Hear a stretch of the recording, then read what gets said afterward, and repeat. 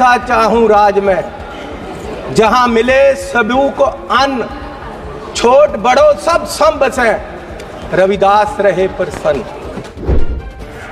Emergency ये भी है कि देश का एक राज्य मणिपुर पिछले 1.5 साल से जल रहा है और उसको अपने हाल पे छोड़ दिया गया है। इमरजेंसी ये भी है कि हाथरस यूपी में एक दलित लड़की को आधी रात में जबरन अंतिम संस्कार किया गया। इमरजेंसी ये भी है कि मध्य प्रदेश में दलित व्यक्ति को के सिर पर मुंह पर पेशाब कर दिया गया। इमरजेंसी ये भी है कि अपनी इज्जत के लिए धरना दे रही महिलाओं पहलवानों को प्रदर्शन में प्रोपोगंडा बताया गया। श्री अंबेडकर साहब की मूर्ति पे नमन करना चाहा। मैं वहां गया तो वहां मूर्ति नहीं है, वहां से उठाकर पीछे कर दी गई कहीं। लेकिन ये लोग समझ ले कि ये मूर्ति पीछे कर सकते हैं अंबेडकर साहब की, उनकी सोच पीछे नहीं कर सकते, ये उनकी सोच को मार नहीं सकते। कहां है प्राइम मिनिस्टर, कहां है होम मिनिस्टर, माननीय कहां है हमारे वित्त मंत्री? ये सिंसियरिटी है, देश पूछ रहा है। मैं यहां खड़ा हूं तो ये कांग्रेस सरकार की रिजर्वेशन पॉलिसी और अंबेडकर साहब का दिया हुआ संविधान और जो हमें स्कॉलरशिप मिलता रहा, कांग्रेस पार्टी ने गरीबों को, बच्चों को जो स्कॉलरशिप दिया, उससे पढ़कर मैंने पीएचडी तक की पढ़ाई की है। फर्स्ट क्लास से लेकर 8th क्लास तक के स्कॉलरशिप जो गरीब लोगों के बच्चों को मिलते थे वो बंद कर दिए गए हैं इस सरकार द्वारा। ये दलितों के पेट पर लात मार रहे हैं। मैं आज कहता हूं कि आज देश का रुपया कमजोर हो रहा है, आज देश की इकोनॉमी डूब रही है। क्या देश का रुपया कमजोर हो रहा है या प्रधानमंत्री जी कमजोर हो गए हैं या देश की सरकार कमजोर हो रही है? मेरे लड़के की शादी गुरुद्वारे में हुई, आज तक पुलिस पूछ रही है कि लंगर में क्या क्या पका था, दाल कितनी लगी थी और जो लंगर बनाने वाला उसको कितने पैसे दिए गए। आज तक 2 साल से पुलिस पूछ रही है मुझे, और इस शादी में हजारों करोड़ रुपया लगा है और प्रधान जी बुके लेकर जा रहे हैं, प्रधानमंत्री जी, और उनका स्वागत कर रहे हैं। गरीब को लूटा जा रहा है। माननीय चेयरमैन, मुझे लगता है कि जो ये सरकार वाले हैं 10 साल राज करके एग्जॉस्ट हो गए और अब इनके पास कोई आइडिया नहीं बचा है और कोई सिंसियरिटी भी नहीं है। कितनी महत्वपूर्ण चर्चा देश के बजट पे हो रही है और जब से चर्चा शुरू हुई है मैं देख रहा हूं ना प्रधानमंत्री जी, ना होम मिनिस्टर, ना फाइनेंस मिनिस्टर। आप उस तरफ देखो, वो खाली कुर्सियों को देखो, ये खाली कुर्सियों को देखो। मंत्री जी बैठे हुए हैं पास में, ये खाली कुर्सियों को देखो। मंत्री बैठे हुए हैं, ये उनका इंतजार कर रही है कि कहाँ है हमारा फाइनेंस मिनिस्टर। ये सिंसियरिटी है इनकी मैडम, माननीय मंत्री जी बैठे हुए हैं। आप लोग थोड़ा सा शांति बना के रखिए, माननीय सदस्य से बोल रहे हैं। 10% आदमी नहीं है वहाँ बैठे। कहाँ है इनके मेंबर, कहाँ है प्राइम मिनिस्टर, कहाँ है होम मिनिस्टर, माननीय कहाँ है हमारे वित्त मंत्री जिन्होंने बजट पेश किया और उनको हमने बताना है कि बजट में क्या नहीं दिया आपने और क्या दिया। ये सिंसियरिटी है, देश पूछ रहा है, हमारे सब लोग पूछ रहे हैं कि आपकी सरकार की सिंसियरिटी क्या है। स्पीकर साहब, माननीय चेयरमैन जी, मैं जब जीत कर आया सबसे पहले मैंने माननीय श्री अंबेडकर साहब की मूर्ति पे नमन करना चाहा। मैं वहां गया तो वहां मूर्ति नहीं है, वहां से उठाकर पीछे कर दी गई कहीं। लेकिन ये लोग समझ लें कि ये मूर्ति पीछे कर सकते हैं अंबेडकर साहब की, उनकी सोच पीछे नहीं कर सकते, ये उनकी सोच को मार नहीं सकते, और उनको इस संविधान जो उन्होंने दिया है उसको बदल नहीं सकते। लोगों ने बता दिया इनको कि आप संविधान नहीं बदल सकते, पूरी मेजॉरिटी नहीं दी इसीलिए इनको। और इसलिए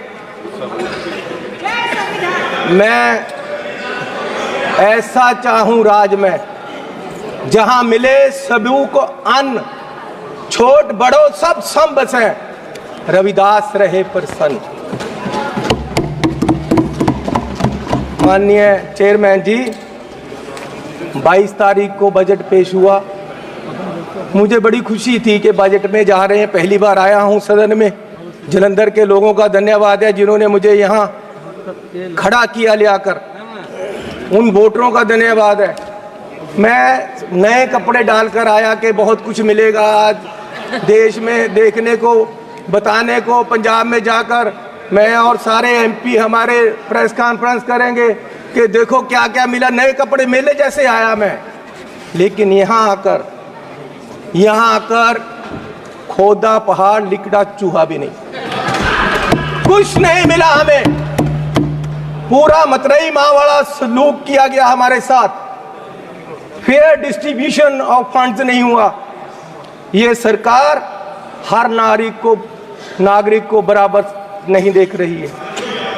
चश्मा राजनीति वाला लगाया हुआ है, राजनीतिक चश्मे से देखा गया है। अपनी सरकार बचाने का फिक्र है, कुर्सी को पकड़े हुए हैं। और ये बजट देश बचाने वाला नहीं है, सिर्फ अपनी सरकार बचाने वाला। पंजाब में जो बाढ़ आई इनको दिखी नहीं। गरीब लोग जो मनरेगा में काम करते हैं, जिनको कांग्रेस की सरकार, मनमोहन सिंह जी सरकार ने गारंटी दी थी 100 दिन की, ये 100 से 101 भी नहीं कर सके, 200 नहीं कर सके। ये उनकी 400 दिहाड़ी, उनका जो वेज है वो बढ़ा नहीं सके। गरीब की कोई सुनवाई नहीं। इस बजट में पंजाब के लिए कुछ नहीं दिया गया। जलंधर इंडस्ट्री पंजाब की डूब रही है, जलंधर में लेदर इंडस्ट्री है, जलंधर में स्पोर्ट्स इंडस्ट्री है, वो डूब रही है। कुछ उसके लिए नहीं किया। हेल्थ के लिए कोई हॉस्पिटल नहीं दिया। स्मार्ट सिटी जलंधर डिक्लेयर किया हुआ है, वहाँ पानी गंदा आ रहा है, सड़कें खराब हैं, रेलवेज अंडरब्रिज की बात नहीं की। नशा, अभी राजा बड़िंग जी ने बोला नशा इतना फैल गया पंजाब में, लेकिन सुनवाई कोई नहीं। आदमपुर एयरपोर्ट का इन्होंने कहा था नाम, माननीय प्रधानमंत्री जी ने कहा था कि उसका नाम गुरु रविदास जी के नाम से रखेंगे, लेकिन आज तक नहीं। मैं वो भी मांग करता हूँ। बहुत शोर सुनते थे पहलू में दिल का, जब चीरा तो एक कतराए खून ना निकला। माननीय चेयरमैन जी, 24-25 के जो बजट में एस्टीमेट दिए गए हैं उसमें 32 लाख करोड़ रुपए की आमदन दिखाई गई है और 48 लाख करोड़ रुपए का खर्चा दिखाया गया है। 16 लाख करोड़ का घाटा है आमदन और खर्च में। जिस घर का 16 लाख करोड़ का घाटा होगा एक साल में, उसकी बर्बादी तय है, और ये बीजेपी वाले तय कर रहे हैं। और मैं 14 लाख करोड़ इस साल कर्जा लेने की बात की गई है, 14 लाख करोड़। अगर ऐसे हर साल कर्जा लेंगे देश कहां जाएगा? आज देश में फाइनेंशियल इमरजेंसी वाले हालात पैदा हो रहे हैं और बीजेपी ये हालात पैदा करने के लिए जिम्मेवार है। और ये कहते हैं कि जी हर रोज इमरजेंसी की बात करते हैं कि इमरजेंसी, लेकिन जो देश में आज अनडिक्लेयर्ड इमरजेंसी है उसका क्या है? इमरजेंसी ये भी है कि एक मशहूर नौजवान जो एक मशहूर सिंगर था उसको गोलियों मार के मार दिया गया। आज तक सिद्धू मूसेवाला उसके परिवार को इंसाफ नहीं मिला, वो दर दर भटक रहे हैं। ये भी इमरजेंसी, ये भी इमरजेंसी है। इमरजेंसी ये भी है कि 20 लाख लोगों द्वारा पंजाब में मेंबर पार्लियामेंट चुना गया और वो एनएस से लगाकर अंदर रखा हुआ है। फ्रीडम ऑफ स्पीच, उसकी कंस्टिट्यूएंसी के लोगों की बात यहां नहीं रख पा रहे। ये भी इमरजेंसी है। इमरजेंसी ये भी है कि विपक्ष के व्यक्तियों को केंद्रीय एजेंसियां कार्रवाई करने के लिए छोड़ दी जाती, उनको अंदर रखा जाता है। ये भी इमरजेंसी है। इमरजेंसी ये भी है कि हजारों किसान, उनको खालिस्तानी कहा जाता है जब वो अपनी मांग रखते हैं। अरे पंजाब कोई देश की धरती नहीं है, पंजाब हमारे देश की धरती है। हरियाणा में नेशनल हाईवे को पक्का जाम कर दिया है और किसान यहां तक नहीं आ पा रहे, उनको मिला नहीं जा रहा। ये भी इमरजेंसी है। इमरजेंसी ये भी है, सुनिए ना, अरे फीलिंग ले लो, फीलिंग ले लो। गद्दारी का मूल्य मिला है आपको, इसकी फीलिंग ले लो, अच्छा लग रहा है। इमरजेंसी ये भी है कि देश का एक राज्य मणिपुर पिछले 1.5 साल से जल रहा है और उसको अपने हाल पे छोड़ दिया गया है। इमरजेंसी ये भी है। इमरजेंसी ये भी है कि हाथरस यूपी में एक दलित लड़की को आधी रात में जबरन अंतिम संस्कार किया गया। इमरजेंसी ये भी है कि मध्य प्रदेश में दलित व्यक्ति को के सिर पर, मुंह पर पेशाब कर दिया गया। इमरजेंसी ये भी है। इमरजेंसी ये भी है कि अपनी इज्जत के लिए धरना दे रही महिलाओं पहलवानों को प्रदर्शन में प्रोपोगंडा बताया गया। इमरजेंसी ये भी है। इमरजेंसी ये भी है कि कोई पत्रकार सवाल करे तो उसको जेल में डाल दिया जाता है। इमरजेंसी ये भी है। इमरजेंसी ये भी है कि अपनी शिक्षा के लिए उतरे छात्रों को देश द्रोही बताया गया। इमरजेंसी ये भी है। किस इमरजेंसी की बात कर रहे हैं? सुन लो भैया, सुन लो, सुन लो। माननीय चेयरमैन जी, मैं पंजाब के एक गरीब परिवार से आता हूँ। मैं जब पैदा हुआ तो मेरी पढ़ाई सारी सरकार ने की। आज तक मैं यहाँ खड़ा हूँ तो ये कांग्रेस सरकार की रिजर्वेशन पॉलिसी और अंबेडकर साहब का दिया हुआ संविधान और जो हमें स्कॉलरशिप मिलता रहा, कांग्रेस पार्टी ने गरीबों को, बच्चों को जो स्कॉलरशिप दिया, उससे पढ़कर मैंने पीएचडी तक की पढ़ाई की है और ये देन कांग्रेस पार्टी की है। और जब बीजेपी सरकार 2014 में आई, सबसे पहले इन्होंने जो सबसे बुरा काम किया वो किया, स्कॉलरशिप में जो केंद्र का 90% हिस्सा था उसको 60-40 की रेशो पे ले आए और दलितों के पेट पे लात मारी सरकार ने। और आज भी फर्स्ट क्लास से लेकर 8th क्लास तक के स्कॉलरशिप जो गरीब लोगों के बच्चों को मिलते थे वो बंद कर दिए गए हैं इस सरकार द्वारा। ये दलितों के पेट पर लात मार रहे हैं। और मिनॉरिटी के भी फर्स्ट क्लास से 8th क्लास तक के स्कॉलरशिप इस सरकार के द्वारा बंद कर दिए गए। जब ये सरकार बनी 2014 में तो प्रधानमंत्री जी ने 2 मापदंड देश के सामने देश की इकोनॉमी को देखने के लिए रखे। एक रखा डॉलर की कीमत, दूसरा रखा पेट्रोल और डीजल की कीमत। और मैं आपको माननीय चेयरमैन जी ये बताना चाहता हूं कि पिछले 10 साल में डॉलर की कीमत 25 रुपए बढ़ गई है 10 साल में। और हमारे माननीय प्रधानमंत्री मनमोहन सिंह जी और कांग्रेस कि सरकार में ये सिर्फ 13 रुपए बढ़ी थी, डबल बढ़ी है इस सरकार में। और मोदी जी उस समय बोले थे 14 में, जब सरकार बनी नहीं थी, डॉलर की कीमत ज्यादा होने से जो रुपया गिरा, उसके बारे में मोदी जी ने उस समय बोला था क्या कारण है कि देश का रुपया पतला होता जा रहा है। ये जवाब देना होगा आपको, देश जवाब मांग रहा है, समझ नहीं आ रहा प्रधानमंत्री जी गिर रहे हैं या रुपया गिर रहा है। कभी कभी तो लगता है कि रुपए की और सरकार के बीच कंपटीशन चल रहा है कि सरकार ज्यादा गिर रही है या रुपया ज्यादा गिर रहा है। और मोदी जी ने कहा था जिस देश का रुपया कमजोर होता है उस देश की सरकार कमजोर होती है, उस देश का प्रधानमंत्री कमजोर होता है। मैं आज कहता हूं कि आज देश का रुपया कमजोर हो रहा है, आज देश की इकोनॉमी डूब रही है। क्या देश का रुपया कमजोर हो रहा है या प्रधानमंत्री जी कमजोर हो गए हैं या देश की सरकार कमजोर हो रही है?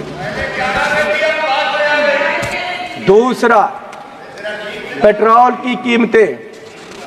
इन्होंने कहा, प्रधानमंत्री जी ने 2014 में, कि पेट्रोल की कीमतें बढ़ रही हैं और मनमोहन सिंह जी को कोई फर्क नहीं पड़ रहा, देश डूब रहा है।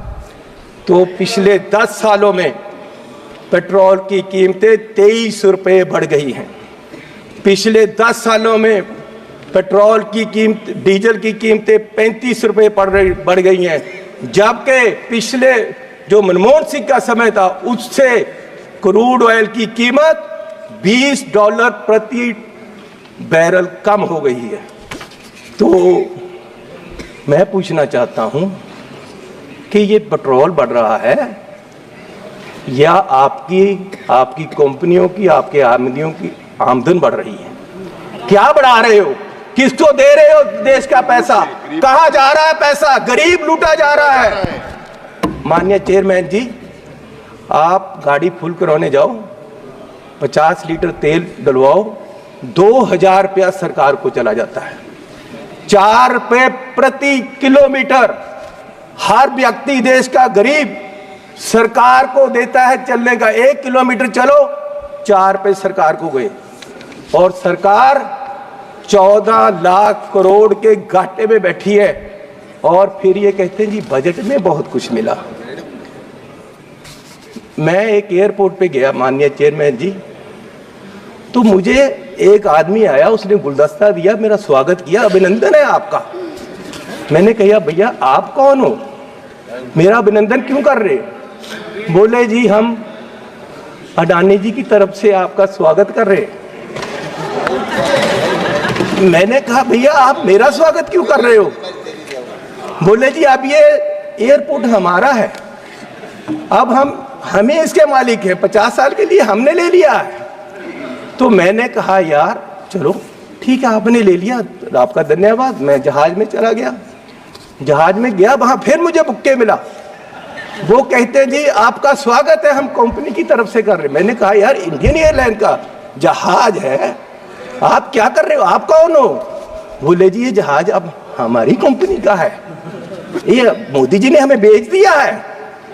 तो मैं पूछना चाहता हूं कि क्या क्या बेचोगे, कितना बेचोगे देश को? मैं 7 एयरपोर्ट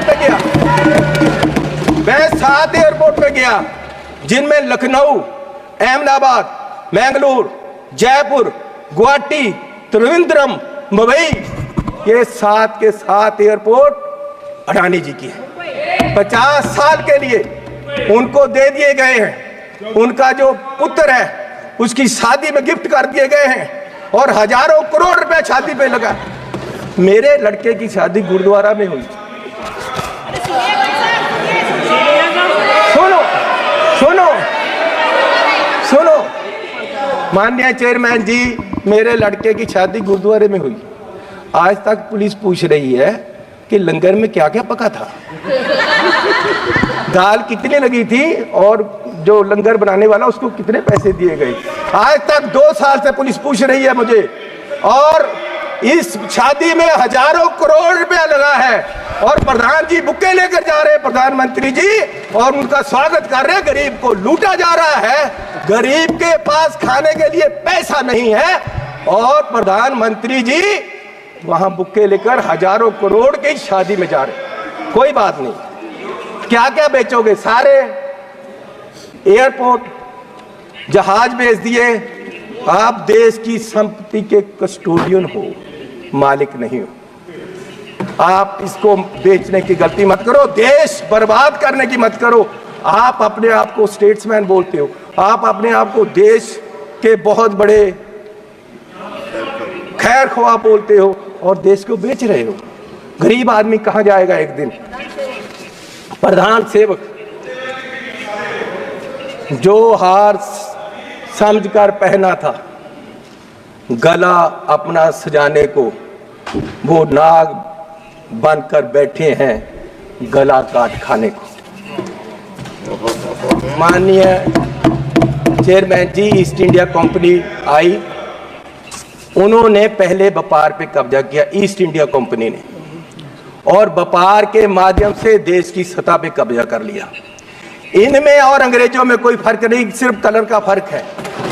ये भी पहले सतह पे काबज हुए, और फिर सतह के माध्यम से आज ये देश की राजनीति के माध्यम से पूरे देश के व्यापार पे अपने आदमियों का कब्जा करा रहे हैं।